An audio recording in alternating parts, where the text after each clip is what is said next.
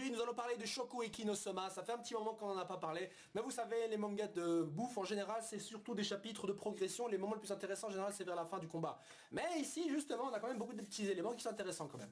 En fait, je voulais vous dire un truc déjà tout d'abord, c'est que je trouve vraiment génial que des mangas comme celui-ci existent, parce que je trouve que Shokugeki no Soma, pour de mauvaises raisons, est assez descendu en général quand on lit la première fois. Il y a du ecchi, il y a ceci, il y a cela, bon, ça se contrôle un peu plus par la suite, hein. Vous savez ce qu'on appelle le foodgasm, hein. Vous savez les moments où lorsque certains personnages mangent, eh bien ils deviennent tout nus, et commencent à avoir des orgasmes et sont envoyés dans une autre dimension carrément tellement ils sont satisfaits de leur bouffe, ce qu'on appelle justement le foodgasm. Donc food veut dire nourriture en anglais, et orgasme, bon ça je pense que vous avez compris. Les combiner les deux, vous avez foodgasm, c'est un peu ça. Il y a d'autres mots sur le net, hein. Vous avez le eargasm, hein, le ear, donc les oreilles, et gasm, orgasme, donc eargasm, pour désigner des musiques qui vous donnent carrément un orgasme tellement ils sont cool. Et donc la bouffe c'est foodgasm. Voilà, je voulais dire ça parce que c'est important pour le langage. Vous allez régulièrement voir ce mot si vous cherchez des sujets par rapport à Shokugeki no Soma. Bon. Et donc pour revenir à ce que je disais, c'est vraiment cool que des mangas comme ça existent parce que justement on arrive à exploiter quand même une certaine branche des mangas qui sont pas souvent exploités. Je classe personnellement les mangas de bouffe, comme par exemple le chef Hachiko, qu'on appelle également en français le petit chef. C'est un dessin animé que vous avez certainement vu quand vous étiez jeune, si vous regardiez le Club Dorothée, tout ça, où vous aviez la chaîne manga. Vous savez, le petit chef, non, vous avez, ouais. Non, bon, bref. Mais ça, c'est ça et Shokugeki no Soma, donc c'est des mangas que je classe personnellement dans la catégorie manga de sport. Donc, vous allez rigoler, mais c'est quand même des mangas, en général les mangas de sport c'est les shonen, ça c'est clairement un shonen, et le fait est que justement vous avez des codes de shonen dans ces mangas de bouffe, et en plus de ça même les codes, enfin les clichés qu'on a dans le manga de sport se retrouvent ici, parce que carrément c'est limite un sport là ce qu'on a là. Voilà, je voulais juste dire ça parce que je voulais avoir votre avis concernant votre appréciation de ce type de manga sur la bouffe. Je veux dire, on a carrément avec un manga comme Bakuman par exemple, on a un manga qui parle de gens qui créent des mangas, et ils arrivent à en faire un shonen, donc franchement je trouve vraiment admirable qu'on arrive à avoir justement des différentes catégories de mangas comme ça, et justement c'est génial parce que ça permet justement à plus de personnes de se trouver, de s'intéresser à cela. Bon, si vous êtes si votre papa par exemple c'est un grand cuisinier, je me demande ce qu'il dirait d'un manga comme celui-ci. Franchement, si votre père, sérieusement, je sais pas si vous avez quelqu'un qui bosse dans la cuisine, mais qui lit pas des mangas, etc. Filez-lui le tome 1 et demandez-lui ce qu'il en a pensé. Je vous jure, c'est vraiment des trucs super marrants à faire. Je me suis toujours demandé d'ailleurs ce qu'un vrai boxeur, par exemple, dirait d'un manga comme Hajime no Ippo, ou comment un joueur de tennis penserait de Prince of Tennis. Bon, déjà, ça c'est... déjà, ça, je suis très curieux de savoir. Mais soit, donc, je voulais faire ce petit aparté avant de commencer la revue du chapitre. Bon, voilà. Donc, ensuite, concernant donc les derniers chapitres qui sont sortis, nous avons la fin donc du duel, enfin des Shokugeki, pardon, opposant Kurokiba à l'autre connard, là. D'ailleurs, je me suis dit, avec l'allure de son adversaire, franchement, vous voyez, vous êtes dans une école de cuisine ou imaginez d'hôtellerie. Putain, un manga sur l'hôtellerie, putain. Alors là, j'aimerais bien voir ça, mais imaginez vous bossez dans l'Oreca et tout, et vous avez un mec qui arrive comme ça avec des putains de tatouages, il a un bandeau, il fait le malade et tout, et il apprend toutes les techniques et tout. Vous imaginez un truc comme ça, vous avez un camarade de votre classe qui est habillé comme ça. Moi franchement je trouve ça assez marrant quand je transpose dans la réalité, évidemment certaines choses qui se produisent dans ce manga-ci. Mais donc dans ce Shokugeki, nous avons donc la victoire de Kurokiba sur son adversaire, où on voit que celui-ci a appris enfin quelque chose d'intéressant, parce que j'avais peur que Kurokiba stagne un peu sur ses connaissances sur la bouffe de mer, hein. En fait le mec a donc maîtrisé en quelque sorte, ou pas totalement, mais en tout cas ça a progressé et a absorbé les connaissances justement de son ancien rival, enfin son actuel rival toujours, mais il est quand même encore derrière. Ayama Akira, c'est-à-dire la maîtrise donc des épices et tout. Et vous avez donc Kurokiba qui nous montre que son plat justement, en plus de ses connaissances, ça combine avec ça donc les connaissances qu'il a appris justement durant son stage dans un restaurant, je crois indien ou pakistanais ou je sais plus quoi, je crois que c'était indien, enfin soit, et donc à maîtriser les techniques concernant, enfin de nouvelles connaissances par rapport donc aux épices, ce qui lui a permis donc justement d'avoir l'avantage sur son adversaire qui lui avait une maîtrise totale évidemment de la température, de la cuisson, des techniques de cuisson en tout cas.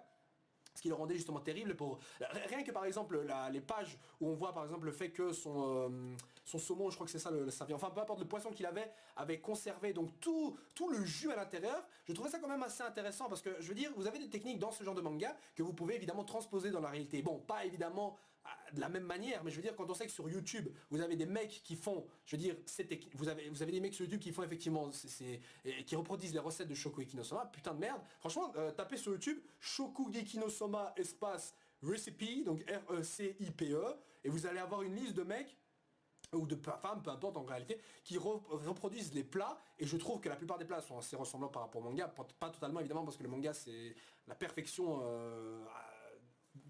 assumée quoi, et donc je trouve ça cool qu'on arrive à transposer certaines choses dans un manga dans la réalité. C'est toujours génial. Et c'est pour ça que je compare ça à des mangas de sport où justement très souvent quand tu as un manga de sport, tu essaies de reproduire les techniques à l'intérieur même si tu es un débutant quoi. Hein, c'est comme les tirs de l'aigle dans Olivier Tom, tu vois, on l'a tous fait. Hein. Bref.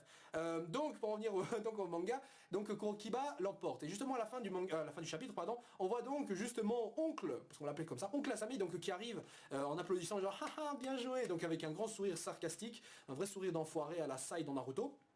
Hein. D'ailleurs tout le monde est là, on a tous repéré comme ça. D'ailleurs je me demande qui va quand même affronter Azami. Obligé, quelqu'un doit l'affronter. Enfin je veux dire Azami, il s'appelle Nakiri Azami, mais en réalité son vrai nom c'est Nakamura. Mais peu importe, on va l'appeler Azami. Donc si quelqu'un devait affronter Azami, on pourrait tous penser ouais ça va être Soma. Mais d'un autre côté, je me dis, le véritable second de Nazami, de Azami, c'est techniquement le numéro 1 du Juketsu, donc de l'ancien Juketsu, vu que techniquement, le Juketsu, donc le Conseil des 10, ça a été un peu dissous, mais on va quand même parler du Conseil des 10 comme étant tel quel, voilà. Pour moi, donc le second de Nazami, c'est le numéro 1. Bon, et c'est vrai qu'il y a aussi Rindo, la numéro 2, mais le fait est que je pense que celle-ci va peut-être affronter quelqu'un d'autre, même si contre Soma, je la verrais bien, mais soit. Parce que je pense que contre Azami, on aura donc un autre cuistot adulte qui va l'affronter. Genre qui? Genre Joichiro, pourquoi pas? Ce serait drôle. Voire même Gin, allez, non j'exagère pour Gin, mais Joichiro, franchement ça le ferait. Genre le mec il arrive, hop, un petit Shokoiki pour botter les fesses, et voilà on y est. D'ailleurs je me demande qu'est-ce qu'il pourrait y avoir après Azami. Parce que je veux dire, Shokoiki no Soma, c'est vrai, c'est un manga de bouffe. Et en général dans la bouffe, vous n'avez pas genre une progression assez évidente. En général c'est genre je progresse là, j'ai un tournoi, j'augmente mon niveau régional, national, parfois international.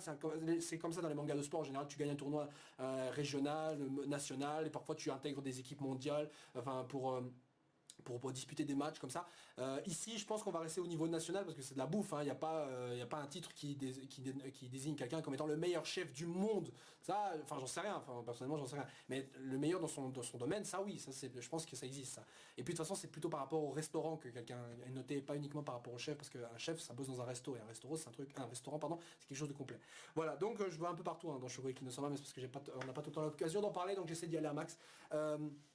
Et donc, vu la victoire donc, de Kurokiba, ça remet un peu la balance justement en avant. La balance donc du trio, c'est-à-dire Soma, Kurokiba et Ayama Akira. Bon, vous allez me dire, il y a aussi Alice, etc. Mais bon, on l'a pas revu pour l'instant, avoir un Shokoiki pareil justement pour les frères Aldini. Donc, pour l'instant, on les met de côté. Mais je veux dire, de ces trois-là, donc qui étaient justement désignés par Gin, comme étant un trio qui allait devenir intéressant, donc Kurokiba, Ayama et Soma, je me dis qu'il va y avoir donc les futurs Shokoiki de ces trois-là, ils vont le remporter bien évidemment. Mais celui qui m'intéresse le plus, c'est vraiment Ayama. Akira, on l'a pas vu depuis super longtemps, hein, surtout que depuis le tournoi en fait on l'a pas vu remis en avant. Et je rappelle que le labo, encore une fois je le dis à chaque fois, mais c'est vraiment important que je rappelle ça, que le laboratoire de la meuf qui accompagne donc Jun a été fermé. Et donc pour conserver, pour que le laboratoire reste ouvert, il faut qu'il ait un Shokoiki. Contre qui va-t-il avoir un Shokoiki? Je veux dire, vu que Ayama Akira est techniquement un meilleur cuistot que Soma, il est possible que sa progression soit encore plus grande. D'un côté, c'est vrai qu'encore une fois, Gin avait dit attention qu'un talent ne se retourne pas contre toi. Hein, parce que peut-être justement Ayama Akira va penser qu'il est peut-être un peu trop une sorte de génie, et du coup il va rien apprendre de nouveau. Et de ce fait-là, en réalité, il va être remis en arrière. Mais je pense pas, parce que sinon ça ferait un peu chiant, parce que obligatoirement un personnage qui est en arrière doit remonter. Et Ayama Akira, un personnage qui remonte comme ça va le mettre vraiment en arrière. Surtout que Soma, etc., les autres, ils apprennent super vite, ils progressent vite.